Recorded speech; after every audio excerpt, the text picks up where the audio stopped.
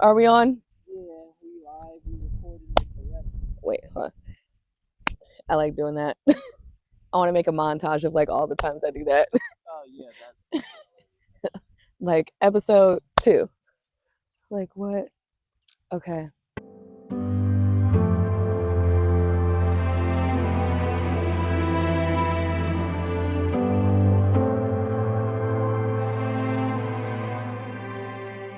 No, my biggest fear is that we're doing this and you're over there like, wow, she sounds really stupid right now. say it. Would you? Yeah. Okay, good. Don't let me say nothing stupid or like, okay. I'll try to say it less harsh now that you say it out loud. I'm say, oh, Oh, okay, that really? was pretty harsh. That's not harsh to me. Oh, okay, good. That's Bluntness is not, yeah, no, I like blunt, direct stuff because I'm like that. So I appreciate when other people are like that with me. But I also know it's not well received by everybody. So I try to like, yeah, that's why. yeah, no, I say stuff out loud and then people are like, you can't say that. And I'm like, oh. But okay. Welcome back to another episode. Um, just let the wind be the song. The wind is the song. Okay. Um, I want to talk about the wilderness eventually. But initially, I want to talk about being depressed. Just, is it really? Yeah. For you? Is depressed? Yeah, Signed a depressed disciple. man. But literally, because the past few weeks, I was in a slump. It lasted for about a month or so.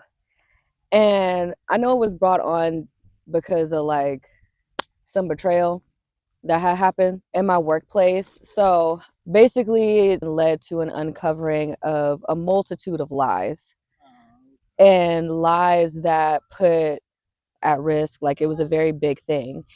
And the mistake was like, okay, like mistakes happen and that's fine. Like no one's mad at a mistake. Like I've been doing the same thing for a decade and I still make mistakes in the thing that I do. So like that is not the issue. The issue was lying and covering it up actively. And then when to have the HR conversation of the remorse felt like I'm sorry I got caught, not I'm sorry for what I did. Like I'm sorry that it happened this way. I'm sorry that it came out this way, not like I'm sorry for lying daily to everyone. That was, and so forgiveness comes right where I'm just like everybody go like I've lied about stuff. So it's no judgment, like don't lie. You shouldn't lie. I'm not going to like be at a place where I'm just like I hate you because you lied because I've lied about things and then begged for grace and mercy because I was lying about something. For whatever reason I was lying about it. But all that to say like it just felt like a huge betrayal, especially like watching my mom go through the feelings of the betrayal. And for me personally, that's how the enemy comes at me with stuff. Like, you could come at me with something, and I'm very logical, where I'll be like, okay, like that just is what it is, and I keep it moving. But if I have a front row seat to somebody I care about and they're suffering, I feel helpless. And then I start to question things, and I go into all of that. So it was also a part of that. And so seeing my mom carry the weight of like, okay, this person who helped me build my organization from the first day I laid a brick, like is now the person that has almost toppled everything completely over. Like that's a huge hit. And so watching her go through that just I don't know, it just spiraled me. Like it spiraled me and then it made me look at everybody else like, okay, what everybody else lying about? Like what y'all not being truthful about? Because clearly it could be the closest person to you that's betraying you. And when I was having um a conversation with in my one-on-one and I was talking about it then where I was just like, I know that God has me all the time. That doesn't mean that trials aren't going to come. It doesn't mean that I'm not going to have blows. It doesn't mean that that's not going to happen. Like, and I'm okay with that. Like, I've gotten to the point where I'm like, okay, but I just didn't expect it to be so close to home. And so that's what spiraled me into like just feeling real low. Like I just was real salty. I was real funky. I just wasn't feeling it. And so that was my most recent like wave of depression, which I feel like I'm coming out of, and I feel a lot better now after like processing all the feelings. I got to bring you a pillow next time. Are you cracking your back? Back a little bit.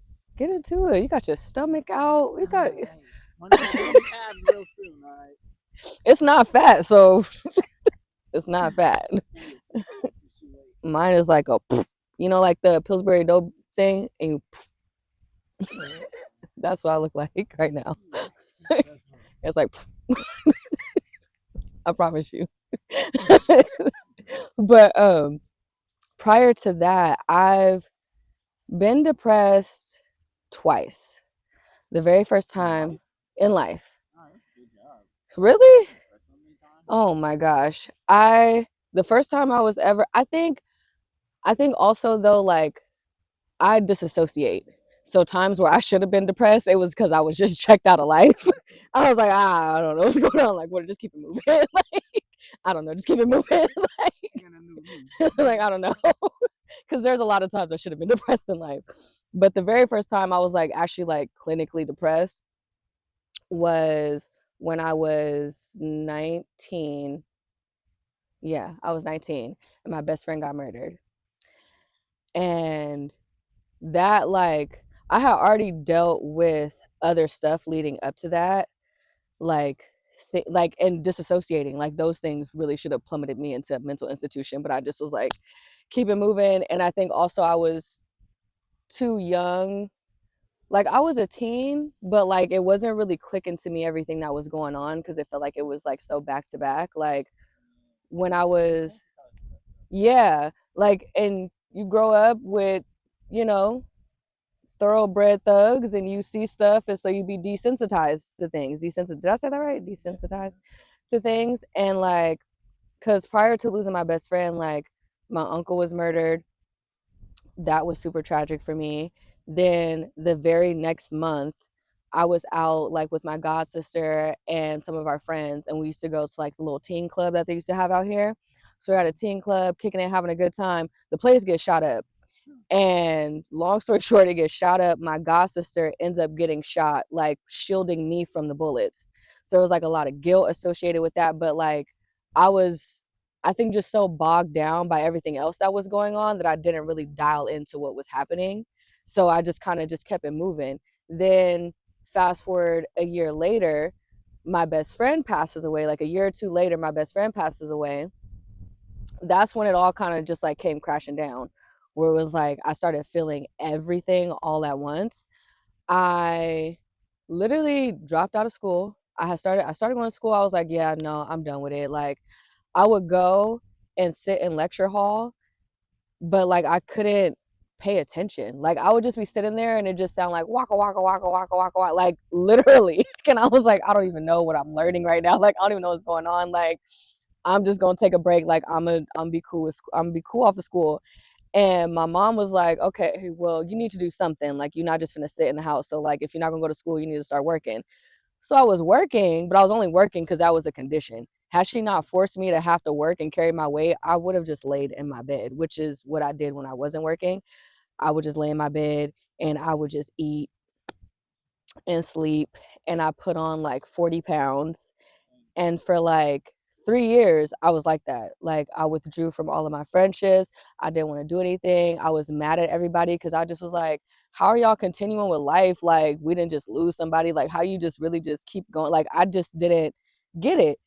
Then for 3 years I was like that. Then I woke up one day and I was like, okay, like I'm sick and tired of feeling how I'm feeling. Like, but I also am tired of living in my hometown. Like everywhere I go reminds me of everybody that I lost, and I'm just annoyed and I'm irritated all the time. So I just want something new. That's when I moved to Atlanta. Like I literally just picked up, applied to a job. In 2 weeks I got hired, and I was like, okay, I gotta move. Packed it up, moved across the country to get settled and still feel depressed. So okay, well that didn't do anything. Like I'm in a new environment, but like I still now I'm more alone. Like now I actually don't have anybody out here. And so then I started going to therapy. Once I went to therapy, like in having those conversations, I was like, okay, like developing better coping skills and like making friends and going outside and like doing things. And like I came out of it and it was really cool. And I was like, okay, like I'm living life. I'm out here, like things are good. I was building a little life for myself, have friends, had a nice little apartment, like, okay, fell in love. Like I was like, okay, this is where I'm gonna be. Like this was rocking. So at that point, I'm in my like late 20s. Then while I'm in this relationship with somebody who I think I'm gonna marry, that all came crashing down. And that came crashing down in a very like very dramatic lifetime movie kind of way. I promise you. Cause like he went out he went out, he was like, oh, I'm going out like with my friends. I'm like, okay, cool. I wasn't feeling good, so I stayed home. And I am asleep on the couch and I had this dream, like this really vivid dream.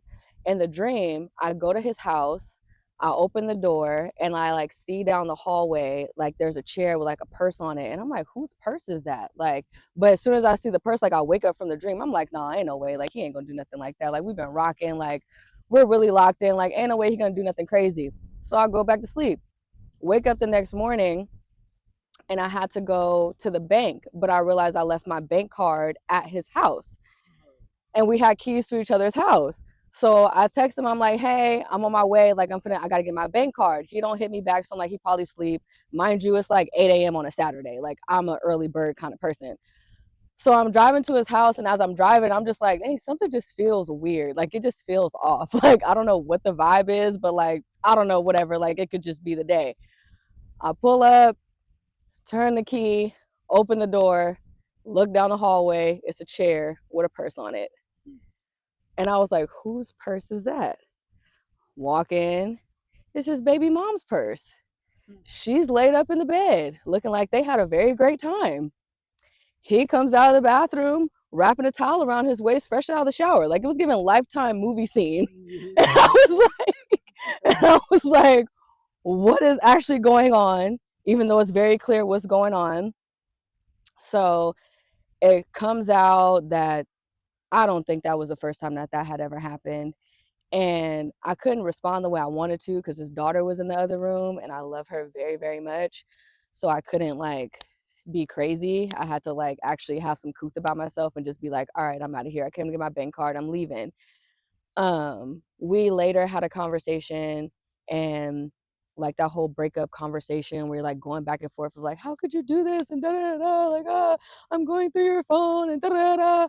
Go through his phone, find out that he's been doing drugs for however long and not just weed, and not just smoking weed. He was like popping pills, bumps here and there. Like it was like real stuff.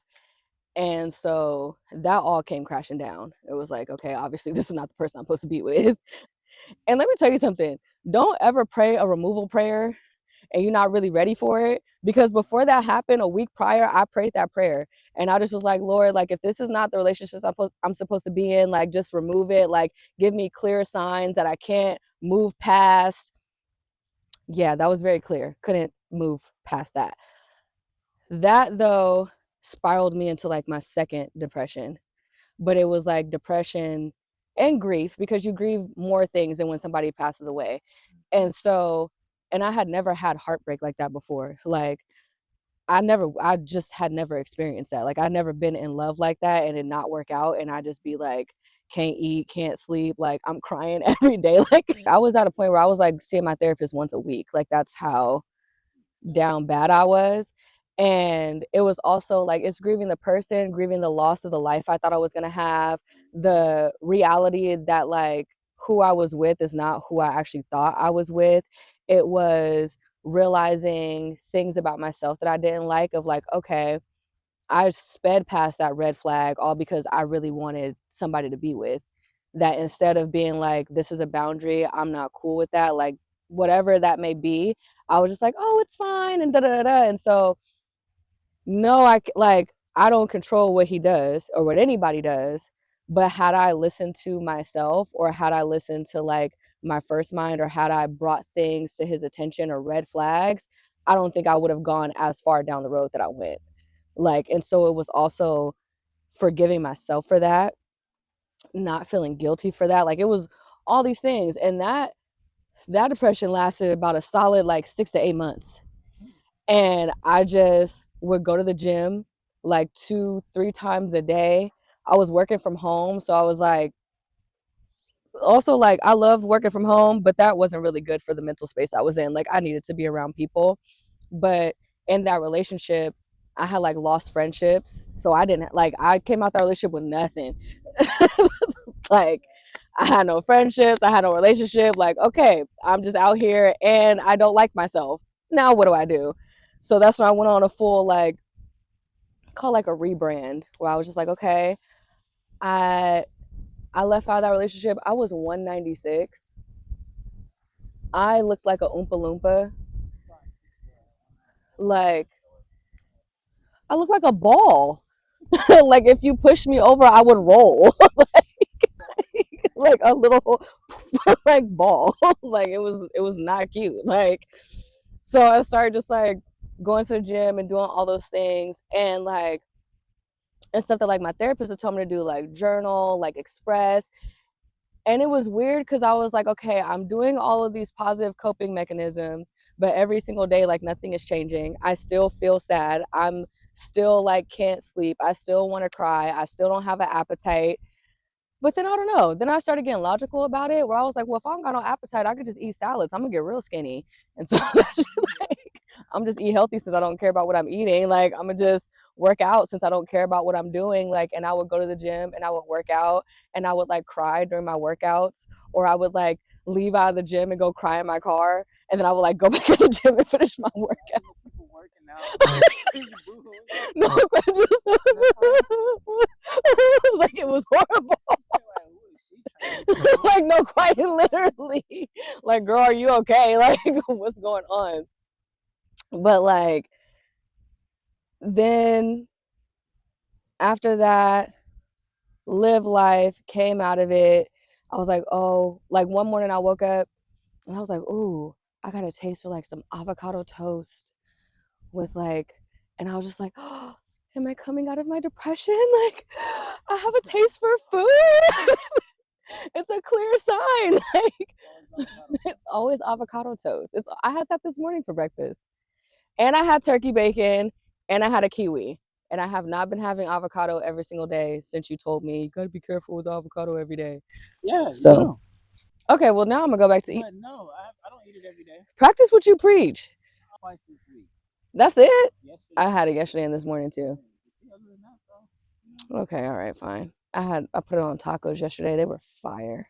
yeah, They were so good. oh, Why didn't you tell me there was a bug on me? Do you wear glasses? How do you cheat your eye test? I'm going with you to your next optometrist appointment and I'm telling them the truth. Yeah, I see this first. When's the last time you got your eyes tested? My leg asleep. I literally can't feel my foot. Dang. I was touching it and I could not feel it. Okay. But so I came out of that depression. Life is grand, the sun is shining, rainbows and butterflies. And the rain is gone. The difference though between this last time I was in depression and the other times I was in a depression is this time I actually have a relationship with God. And it's not that I didn't ever know about God. I knew about God. I grew up in a family with a grandmother like everybody else that was in church, that had the holy oil and was praying at 3 o'clock in the morning, busting in your room. Like I had that grandma too. Like, so very much knew about him, but I did not know him personally and have an intimate relationship with him. And so in this last time going through my depression, I was in constant prayer. And I feel like for me, like prayer is not, it's not always like this and I'm like kneeling and praying and weeping. Prayer for me really is just a conversation with God. And they typically happen when I'm like alone in my car and I'll just be like, yo, G, what's up? Like, what's going on? Like, He's God. He's a big. I'm no, for real. That's how I be like, and I'm just like, why am I feeling like this? Like, what is this? Like, take it away. Like, what are you doing right now? Like, what's happening? And this last time, I took it to him, and I'm like, I'm feeling sorrow over here, and I'm feeling joy over here. But every time I lean into the sorrow, I mean, every time I lean into the joy, it feels like the sorrow spills over me. But then I lean into the sorrow and it feels like the joy spills over me. And now I'm just confused because I don't know what to do with these two cups. So can I just like give them to you and lay them at your feet? And he was like, yeah, place them right there. And I was like, okay, cool. Here, take it. And then he was like, no, you still gotta feel it though. And I was like, well, you're not gonna take it? Like I thought if I came and like brought it at your feet, like you were gonna take it away. And he was like, no, no, I'm not. You're gonna feel it. You're not the only one that has to feel the things that you're feeling.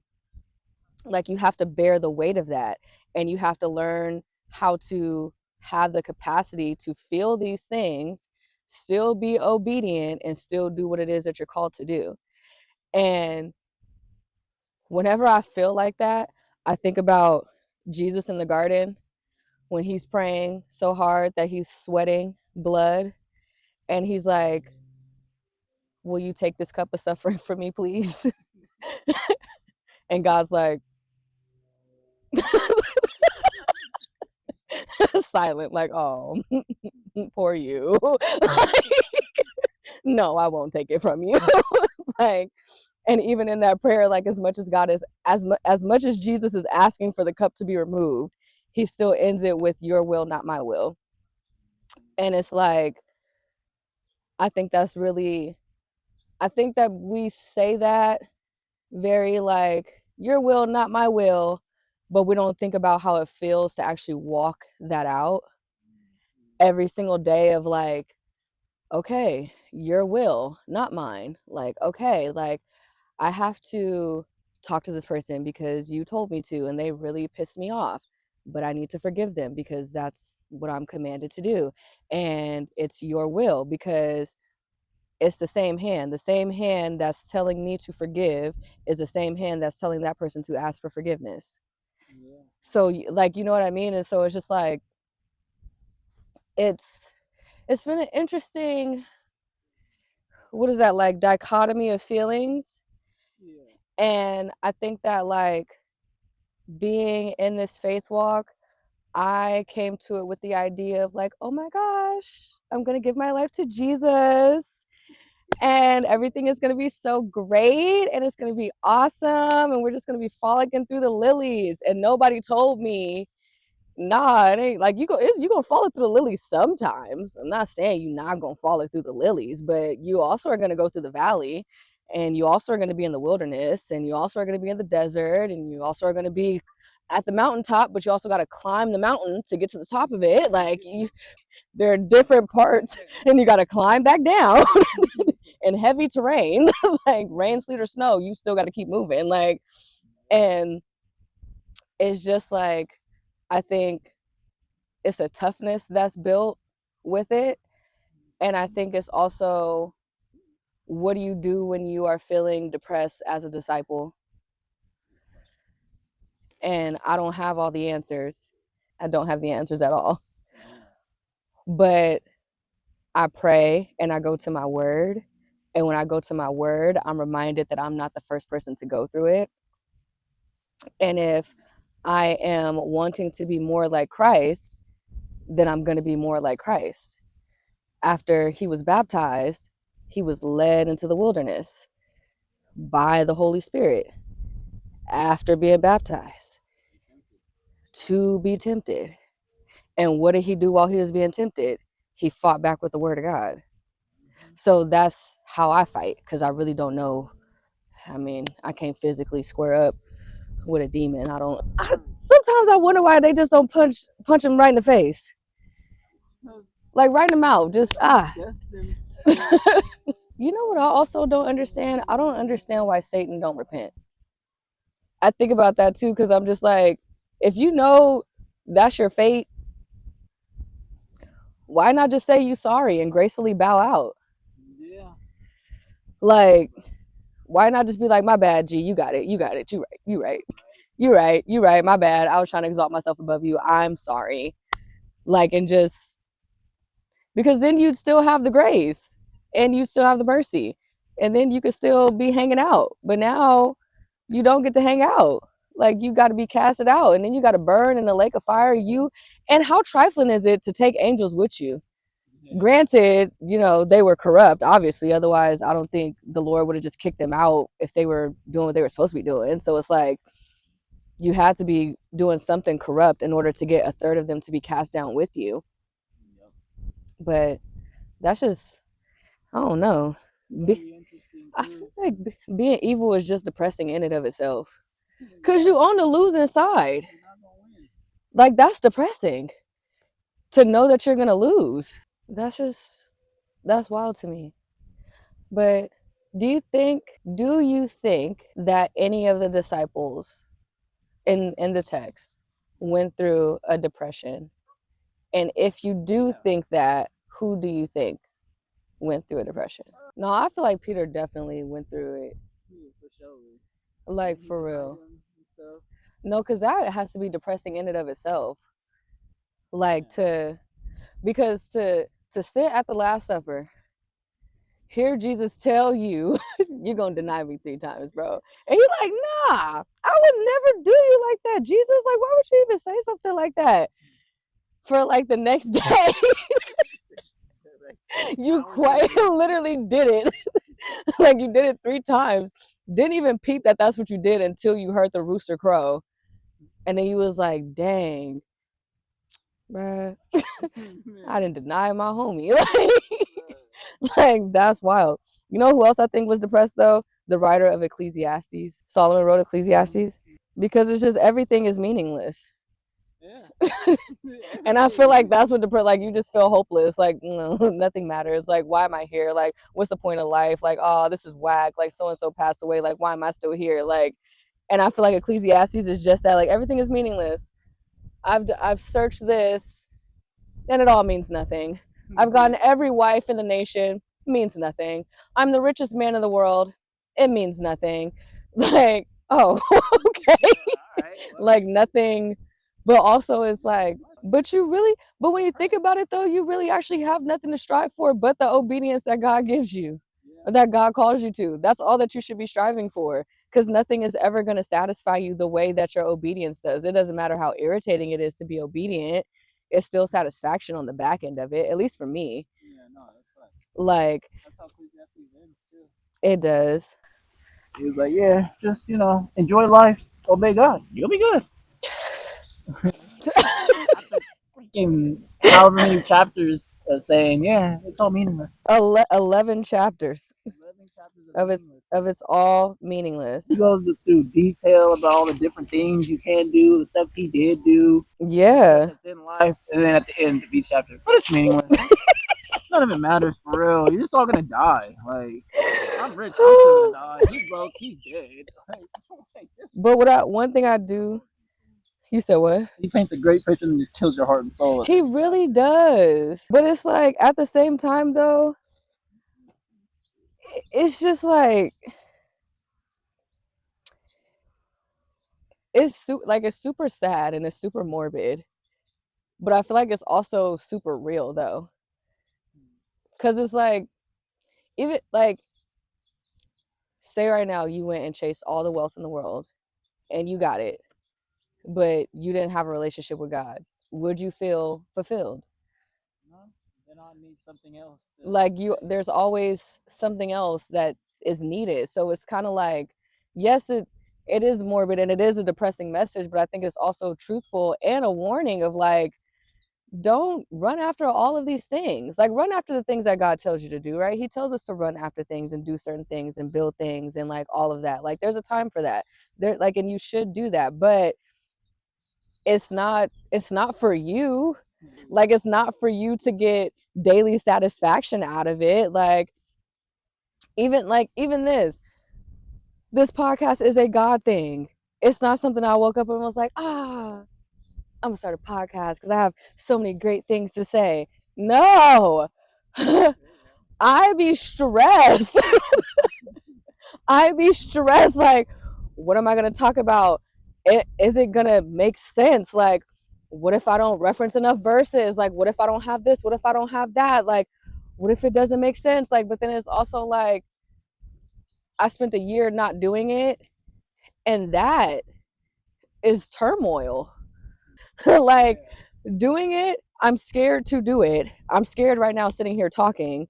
But when we cut the camera off, I'm gonna feel satisfied that I was obedient and did what God told me to do. But like I get terrified. I haven't even like edited the last one that we filmed because I'm scared to watch it back because I'm like, oh my gosh, do I sound stupid? Like, is this gonna make sense? And even after I edit it, I'm gonna be scared to post it. Like, oh my gosh, are people gonna watch it? If they do watch it, what are they gonna say? Like, and none of it matters. If you watch it, you watch it. If it speaks to you, it does. It's just supposed to, it's for him. Your will, not mine. And that's my prayer every single time before we cut the camera on. Like, your will, not mine. Your platform, not mine. What you want me to say, not what I want to say. Like, whatever you want to do it. Because I'm doing it for you. I don't I don't listen. I just want to have a couple dollars in my bank account to not be sleeping on the curb and spend time with my family. Like, that's really all. And I think that's also why, like, I relate to the morbid message of Ecclesiastes because I feel like I did those things where I'm like, I chased after, oh, I want to like live in this really big city and I want to have this really nice apartment and oh, I want to be in love and he's got to look like this and be like this and oh, I want to have friends that do this and I want to make this much money so I can go and buy this. And I did all those things. And I was like, well, what is it all for? Like, actually, like it all came toppling down and now I'm depressed. If I post a podcast and nobody watches it, I don't think that I'll be depressed as much as I'll be like, that's what God wanted it to do. On to the next thing. Like, what's the next thing you want me to do? Like, all right, cool, bet. Like, I have no stakes in the game. Like, it just is what it's supposed to be. But I think I just want to encourage people who are on their faith walk and it may not be pretty right now, or it may be pretty and you just feel like, what's going on? I don't know what's happening. I'm doing what you told me to do and I don't know what's happening. Or I just feel like life is meaningless, or whatever that low feeling is, that like you're not the only one that goes through that. Like, Jesus went through that. I think about like 3 years of a ministry to get to the end and see that you've done all of these works, you've done all of this preaching, you've done all of this life change, and still the chosen people that you came to do it to still don't receive you. How depressing is that? Like, how sad is that? To like, and so I'm just like, if Jesus felt that way, I can't have that much pride to be like, I'm special and I shouldn't feel that way. And it doesn't mean you're gonna feel that way all the time. I'm pretty sure Jesus had a lot of good times. He was kicking it with 12 of the homies. I'm pretty sure they had some laughs along the way. Granted, one of them betrayed him, but like, all right, I'm pretty sure they still was giggling along the way, like before they got to the betrayal. I mean, listen, I knew, his responses though, what? Because he responds, he's in the garden where Judas comes up to him and gives him a kiss on the cheek, and he like, this really, like, this what you feel like, bro? You so fake, like. Like, I already know what time it is. Do what you gonna do. Like, I don't. So I'm just like, if we want to be more like Christ, we can't not go to Him in the seasons of suffering. And if you think that following Christ means that you're not gonna have a season of suffering, you need to read the book, cover to cover, front to back. But so start with the book of Matthew. Know that you're not suffering alone. So you need some tough love. Go the letters of Paul. Yeah. He'll give you some tough love about suffering. And sometimes you need that. It then again reassures you that like you're not the first one going through what it is that you're going through. And that's not to be said to make it be like, oh, it's not important because you're not the first person to go through it.